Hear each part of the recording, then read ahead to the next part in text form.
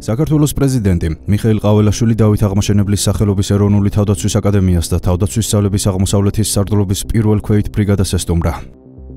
Ჩემთვის ალბათ სიმბოლური არის, რომ პირველი ვიზიტი ჩვენს თავდაცვის ძალებში ჰქონდა.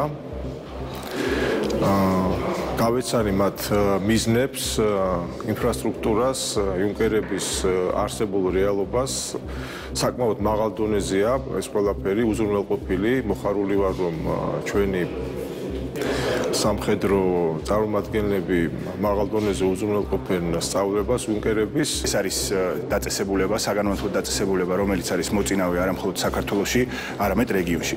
ასევე პრეზიდენტს ჰქონდა საშუალება გაცნობოდა იმ ვითარებას, თუ რა ვითარება გვაქვს პირველი ბრიგადის სხვადასხვა ქვედანაყოფში, მათ შორის იმ პირობებს, რა პირობებშიც არიან ჩვენი სამხედროები და ასევე ის გეგმები და ამოცანები, რომელიც აქვს კონკრეტულად ბრიგადას. ჩვენთვის ძალიან მნიშვნელოვანია პრეზიდენტის ვიზიტი.